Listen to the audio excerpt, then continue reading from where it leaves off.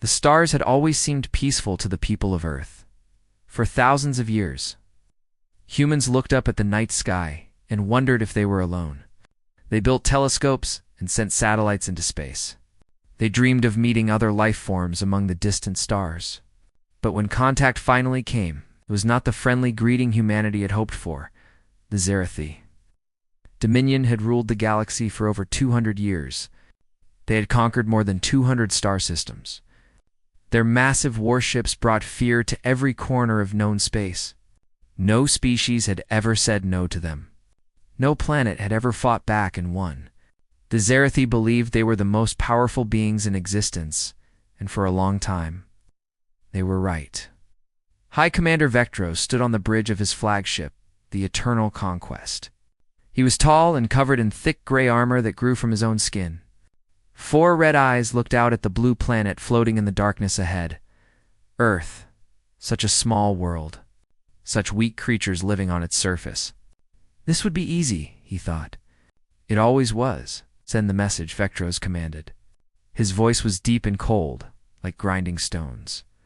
The transmission went out across every frequency. It reached every television, every phone, every computer on Earth. Billions of humans stopped what they were doing and watched as the alien face appeared on their screens. Vectros spoke slowly so the primitive creatures could understand.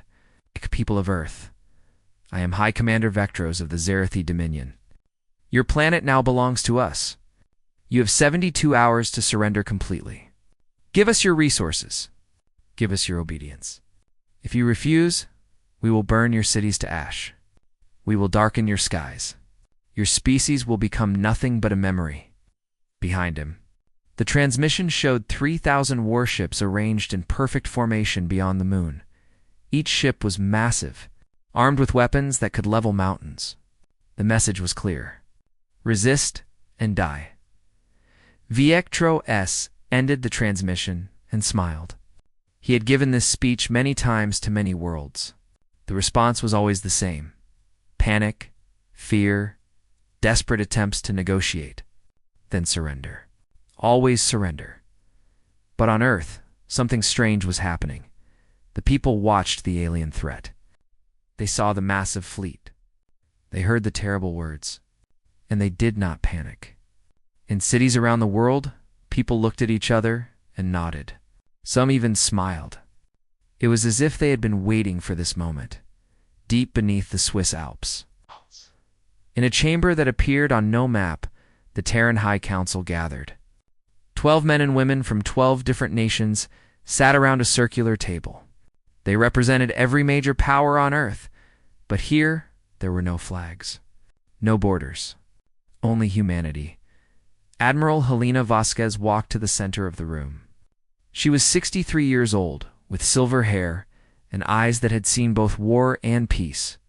She had spent her entire career preparing for this day.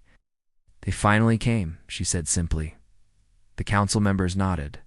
They had known this moment would arrive. They had been preparing for it since before most of them were born. 60 years ago, human scientists had intercepted strange signals from deep space. When they decoded the transmissions, they discovered the truth about the galaxy. It was not empty. It was full of life. And much of that life was conquered, enslaved, or destroyed by the Zerathi Dominion. The world's leaders had faced a choice. They could reveal this terrible knowledge and cause global panic. Or they could work together in secret to prepare humanity for the coming storm. They chose to prepare. The greatest deception in human history began that day. Nations that appeared to be rivals were actually partners. Wars that seemed real were actually training exercises. Space programs that looked like scientific research were actually military operations. Every rocket launched, every satellite deployed. Every international conflict was part of a larger plan. They called it the Terran Compact, a secret alliance of all humanity against a threat from the stars. The Zerathi fleet numbers 3,000 ships, Admiral Vasquez reported. They believe we have nothing but chemical rockets and primitive satellites. They think we are helpless. She pressed a button, and a holographic display appeared above the table. It showed the solar system, but not as the public knew it. Hidden bases dotted the asteroid belt. Shipyards floated in the rings of Saturn. Weapons platforms orbited Jupiter's moons. And everywhere, thousands of ships waited in silence. "We have 8,000 combat vessels," Vasquez continued. 50 years of research has given us weapons and shields beyond anything the Dominion possesses. Our crews have trained for this their entire lives. We are ready. The council voted. 12 hands raised. The decision was unanimous. "Activate Protocol Prometheus," the chairman announced. The order went out across secure channels that the Zerathi could not detect. On Mars, underground hangars opened for the first time. In the asteroid belt, mining ships revealed their true nature as they unfolded hidden weapons. On the moon's dark side, engines that had never fired roared to life. Admiral Vasquez thought about her grandmother, who had been one of the first scientists to decode the Zerathi transmissions. She thought about her daughter, who commanded a destroyer somewhere near Neptune. 3 generations of her family had dedicated their lives to this moment. "They see us as primitives," she said quietly to herself. "They think we are afraid." She walked to the window that looked out at an artificial sky. Somewhere above, hidden by rock and steel, the real sky held an enemy fleet that expected easy victory. "We have never been afraid," Vasquez whispered. "We have been patient." Across Earth, people went about their lives with strange calm. Parents told their children that everything would be okay, and they meant it.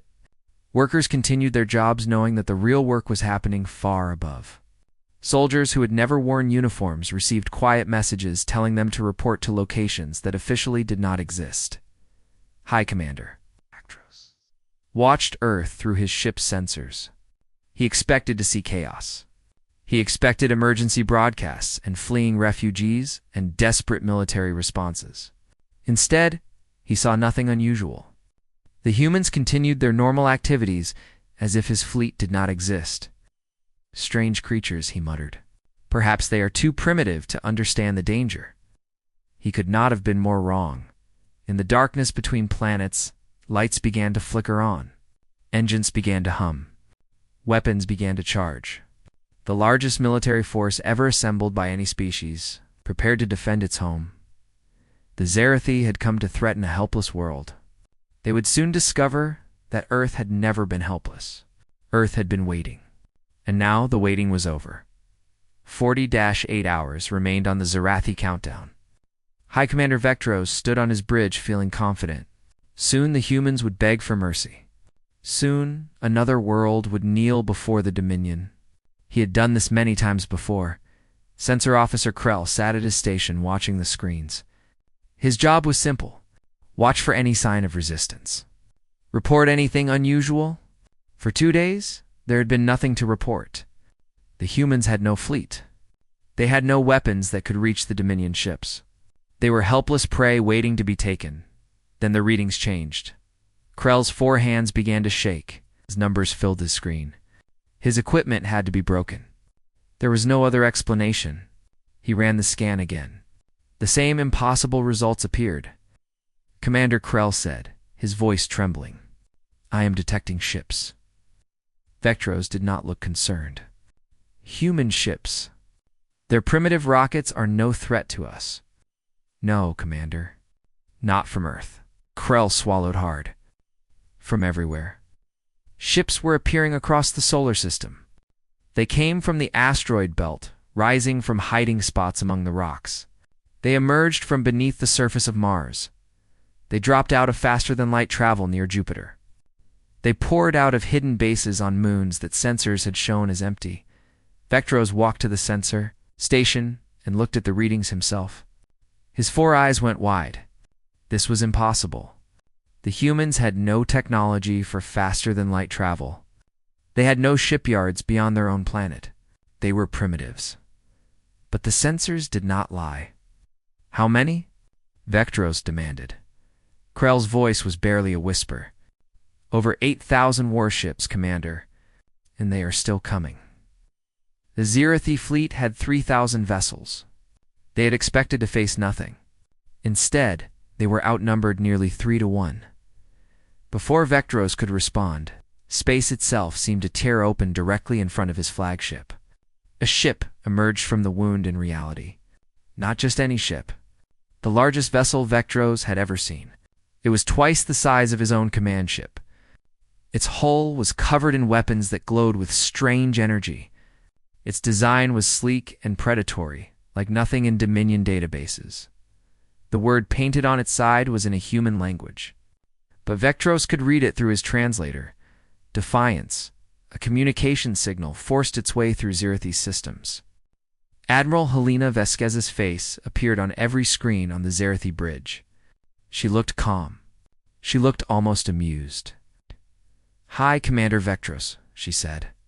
"I am Admiral Helena Vasquez of the Terran Defense Fleet. We received your ultimatum. We have considered it carefully." Vectros tried to speak, but she continued without pause. "Your 72 hours have been changed. You now have 72 minutes to withdraw every ship from our solar system. This is not a request. This is not a negotiation. Leave now, or face the consequences." The transmission ended. Vectros stood in silence, his mind struggling to process what was happening. "Commander," another officer called out, "the human ships are taking formation around us. They have weapons locked on our fleet." Vectros looked at his tactical display. The human vessels moved with perfect coordination. They flowed around the Zerethi fleet like water around stones. Their formation had no gaps, no weaknesses. Every Dominion ship was covered by multiple human weapons. On the Defiance, Admiral Vasquez watched the enemy fleet with steady eyes. Around her, the bridge crew worked with quiet efficiency. They had trained for this moment since childhood. Every person on this ship had been selected at birth for the Terran Defense Program. They had spent their lives learning, training, and waiting. "Cato," her tactical officer reported. "The Zerethi fleet is holding position." "No signs of withdrawal," Vasquez nodded. She had expected this. The Zerothi had never retreated from any enemy. Their pride would not allow it. But she had to give them the choice. "They still think they can win," she said quietly. "They don't understand yet." Commander David Chen stood beside her. He had been her second in command for 15 years. "Do you think they'll leave?"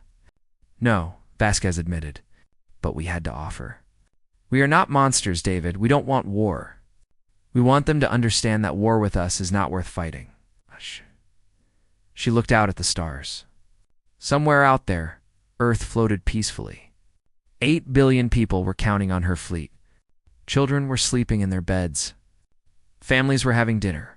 Normal life was continuing because people trusted that the Terran Defense Fleet would protect them.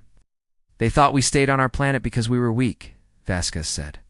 "They never understood the truth." "What truth?" Chen asked. "We stayed because we were building something worth protecting. We could have expanded into the galaxy. We could have colonized 100 worlds. But we chose to stay home and prepare. Every resource, every scientist, every factory worked toward one goal: making Earth untouchable." On the Zerethi flagship, Vectros was having a very different conversation. "We cannot retreat," one of his officers argued. "The Dominion has never fled from battle. If we leave now, every conquered species will see our weakness." "But the humans outnumber us," another officer said. "Their ships are unlike anything we have seen. We do not know their capabilities." Vectros raised one armored hand for silence. His pride burned hot in his chest. He had conquered 30 worlds. He had never lost a battle. He would not run from primitive apes who had been building mud huts while the Dominion ruled the stars. "They are bluffing," Vectros declared. "They built large ships to frighten us. But size means nothing. Our weapons are superior. Our warriors are superior. We are the Zerothi Dominion." He turned to his weapons officer. "All ships prepare to attack. We will show these humans the price of defiance." The order went out to 3,000 Zerethi vessels. Weapons began charging. Shields went to full power. The greatest military force in Dominion history prepared to crush an enemy that should have surrendered. Admiral Doe. Vasquez watched the energy readings spike across the enemy fleet. She felt no fear, only sadness. "They're charging weapons," Chen reported. Vasquez took a deep breath. She had hoped it would not come to this. She had hoped that showing humanity's strength would be enough. But the Zirathi were slaves to their own pride. "All ships," she commanded, her voice carrying across the entire Terran fleet. "Weapons free. Defend Earth." In the cold darkness of space, 8,000 human ships opened fire as one. The battle for Sol had begun.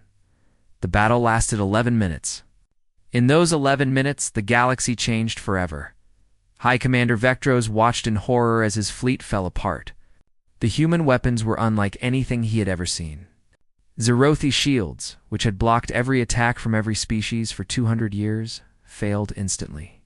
Beams of strange blue light passed through them, as if they did not exist.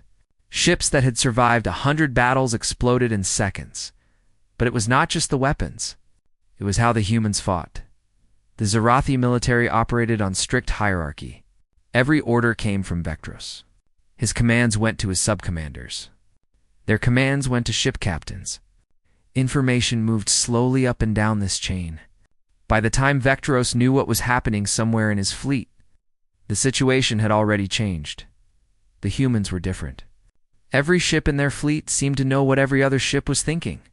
When Vectros ordered a flanking maneuver on the left side of his formation, the human ships were already moving to counter it before his vessels even started turning.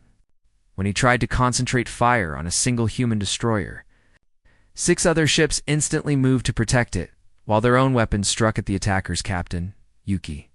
Tanaka commanded the destroyer, Tokyo's Fury. She was 34 years old and had trained for combat since she was 6. Her mind was linked to her ship's artificial intelligence through a neural interface. She did not need to speak orders. She thought them, and her ship responded, but she was not alone in her thoughts. Through the Terran battle network, she could feel the presence of every other captain in the fleet. Their knowledge was her knowledge. Their eyes were her eyes. When Commander Okonkwo spotted a weakness in a Zirathi cruiser's shield rotation, Tanaka knew it instantly. When Lieutenant Park's sensors detected enemy torpedoes launching, every human ship received the warning at the same moment. Vectros had never faced an enemy like this.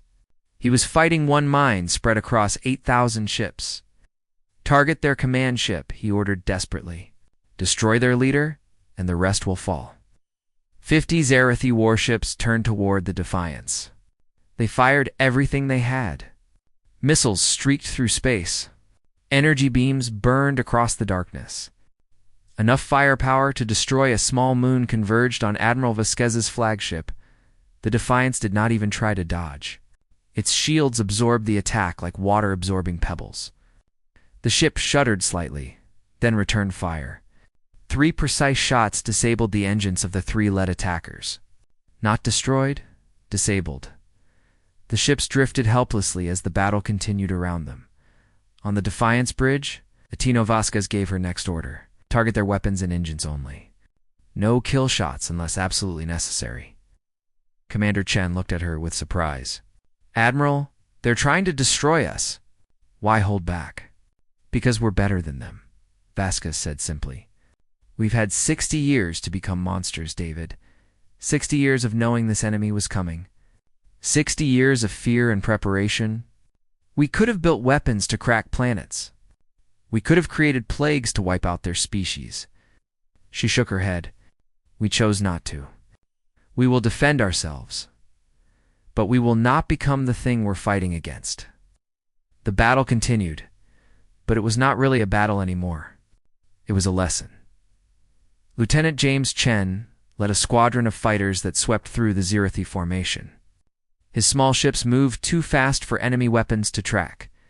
They slipped between the massive warships like fish swimming through a forest of kelp.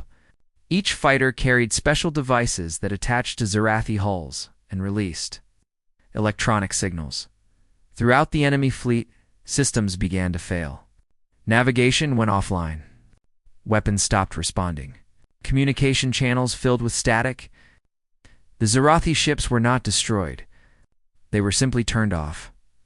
Commander Okonkwo's cruiser squadron exploited a brief gap in a Zirathi battleship's shields.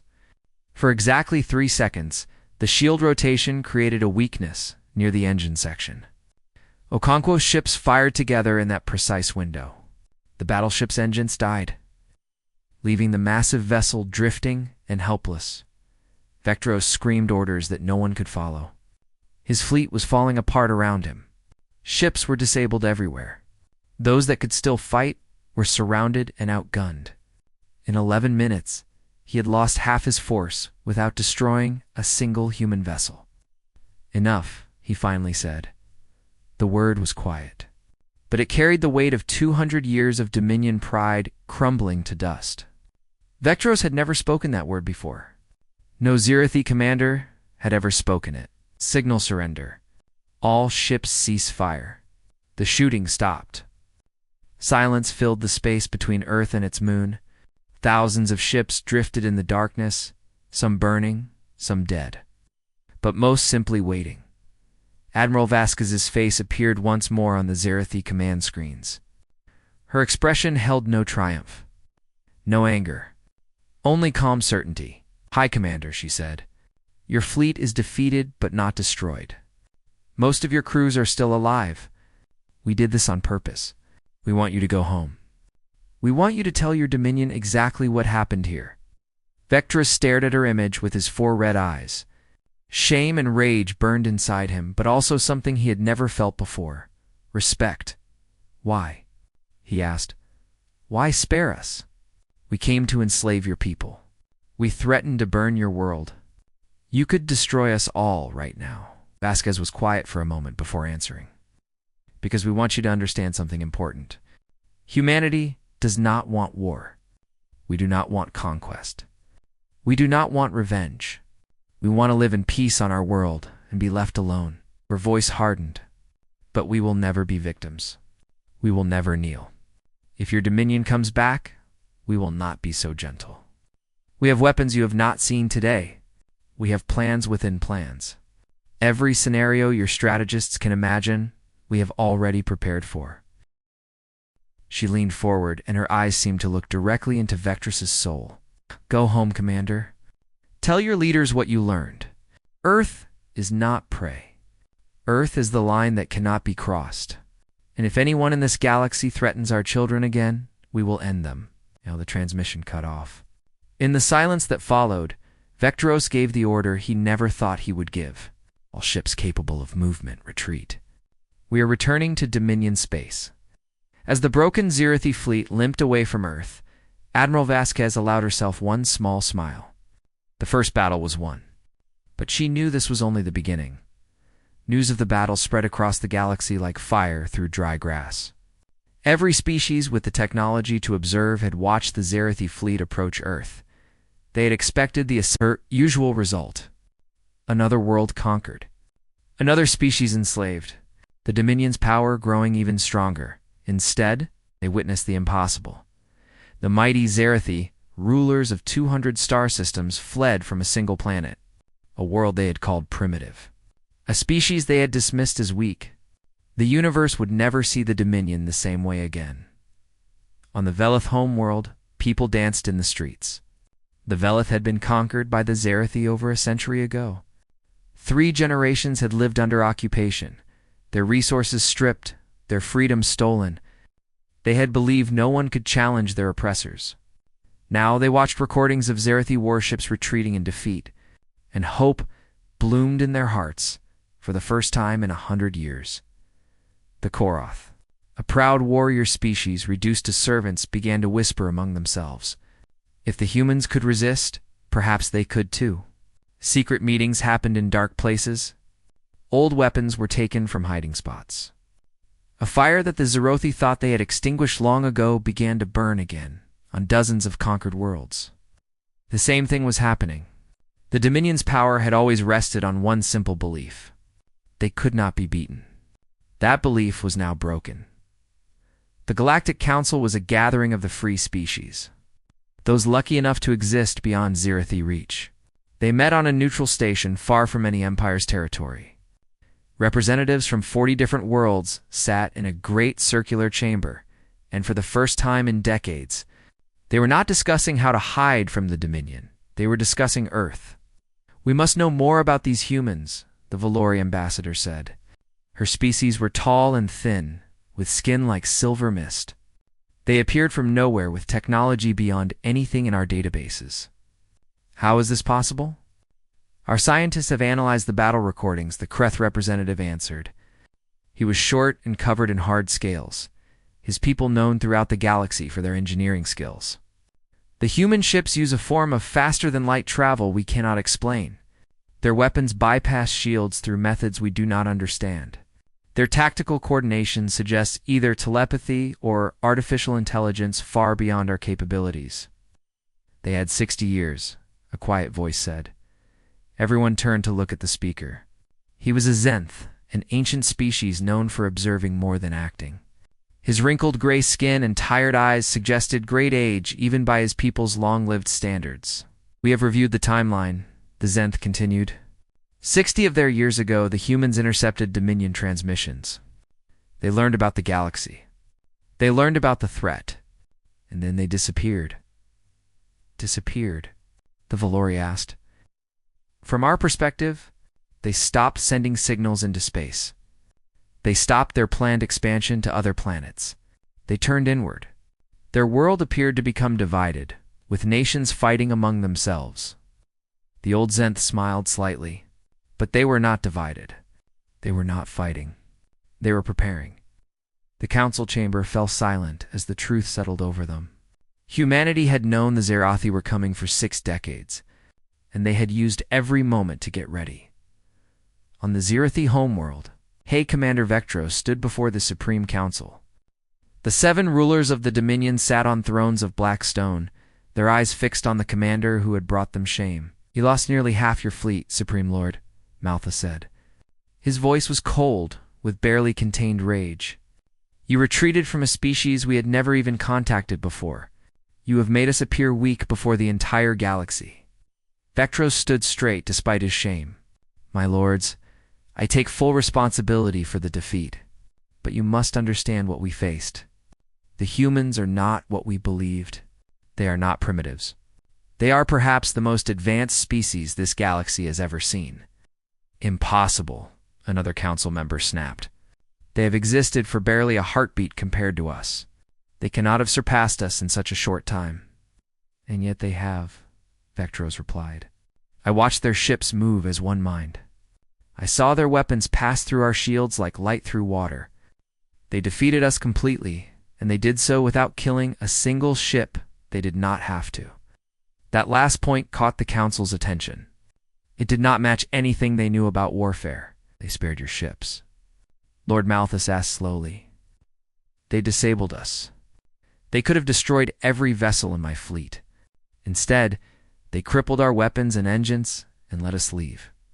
Vectros hesitated before continuing. The human commander told me they did this on purpose. They wanted survivors. They wanted us to come home and tell you what happened. The Supreme Council exchanged uneasy glances. This was not how conquered species behaved. When the Zerathi won battles, they showed no mercy. They destroyed enemies completely to send a message.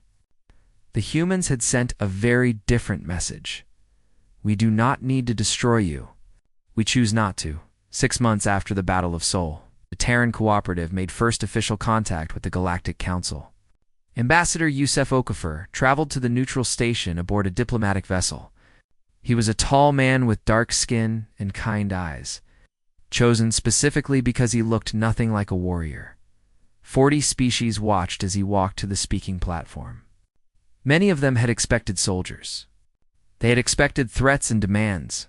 The Dominion had taught them that power meant domination. Okafor smiled warmly at the gathered representatives. Thank you for receiving me, he said. His voice was gentle and sincere. I know many of you are wondering about my people. You have seen our weapons. You have watched our fleet. You are probably asking yourselves what we want. What we plan to do with our power. He paused and looked around the chamber. The answer is simple.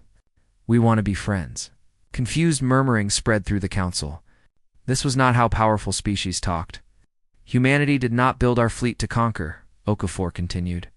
We built it because we were afraid. We learned about the Zerathi, and we saw what they did to others. We decided that would never happen to us. Every ship, every weapon, every piece of technology we created had one purpose. To protect our home and our children. He stepped forward, his hands open in a gesture of peace. Now that purpose has been fulfilled. The Dominion knows they cannot threaten Earth, so now we have a choice. We could use our power to build an empire of our own. We could become the thing we feared. His voice hardened with conviction. We choose a different path. We offer friendship to all who want it. We offer protection to those who need it. We offer our hands, not our fists. The galaxy held its breath. A new power had risen, unlike any that came before.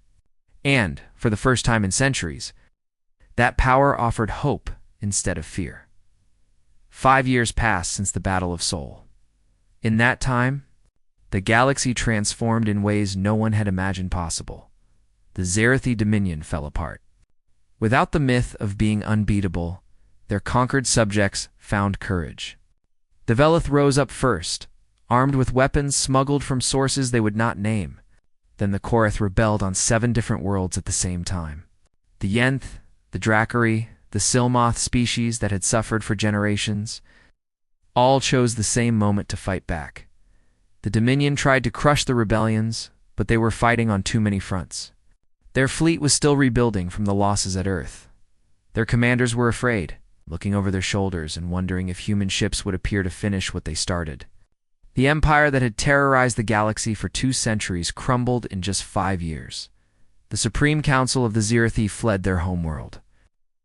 The last transmission from their planet showed crowds tearing down the statues of conquerors.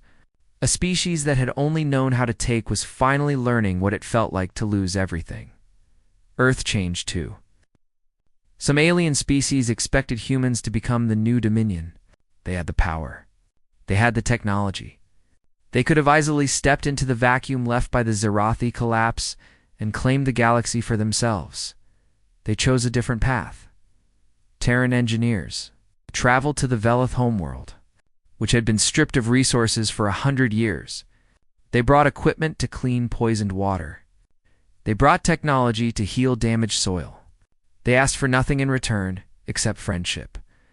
Terran doctors went to worlds where the Dominion had spread disease to control populations. They shared medical knowledge freely, saving millions of lives. When grateful species offered payment, the humans refused. Terran diplomats sat down with species that had been enemies for thousands of years. They listened patiently to ancient grievances. They helped find solutions that both sides could accept. Wars that had burned for centuries ended with handshakes and signed agreements. The galaxy had never seen anything like it. Power without cruelty. Strength without domination. Victory without conquest. Admiral Helena Vasquez retired 3 years after the battle. She had spent her entire life preparing for a war that lasted 11 minutes. Now she wanted peace. She lived on Titan Station, a massive structure orbiting Saturn's largest moon. Once it had been a military base, hidden from alien sensors. Now it was a trading hub where ships from 30 different species came and went every day. The transformation still amazed her. One evening, she stood on the observation deck watching a Velith transport dock. Its hull was painted with symbols of gratitude. Designs that her translator said meant friendship and hope and new beginning. Commander David Chen, also retired, stood beside her. They had been through everything together. Could have ruled them all, Chen said quietly.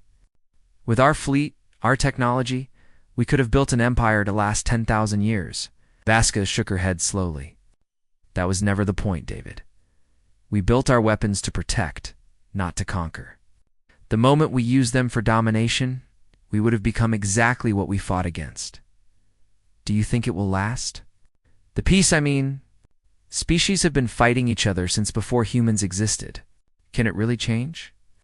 Vasquez watched a Korath freighter pass by the station's windows. Inside, she knew, were goods being traded fairly, instead of tribute being demanded at gunpoint. That ship represented something new in the galaxy. Something better. I don't know if it will last forever, she admitted.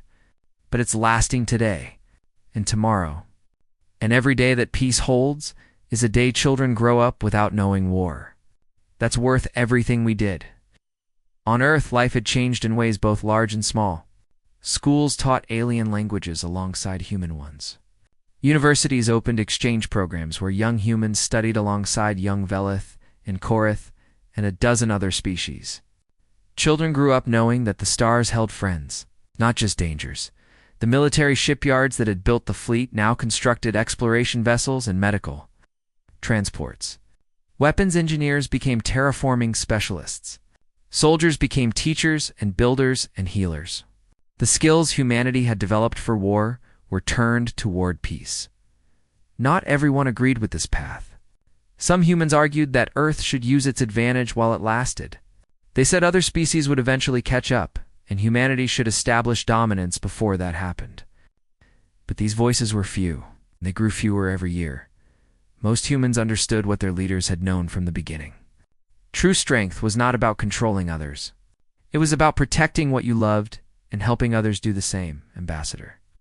Yusuf Okafor became Secretary General of the Galactic Cooperation Initiative, an organization that now included over 60 species. On the 10th anniversary of First Contact, he gave a speech that was broadcast to every corner of known space. 10 years ago, the Zarathi came to our world with threats and demands. They expected us to kneel. They expected us to surrender. He paused, his kind eyes sweeping across an audience that included beings from dozens of worlds. We did not kneel. We did not surrender. But we also did not become what they were. He gestured to the crowd around him, the incredible diversity of life gathered in peace. Look at what we have built together. Species that were enemies now work side by side. Worlds that were conquered are now free. Children who would have grown up in chains will instead grow up reaching for the stars. His voice swelled with emotion. This is what strength can build when it chooses creation over destruction. This is what power can achieve when it protects instead of dominates. Far away on a small blue world called Earth, life continued. Families ate dinner together. Children played in parks. Old people watched sunsets and remembered a time when the stars seemed frightening. They were not frightening anymore.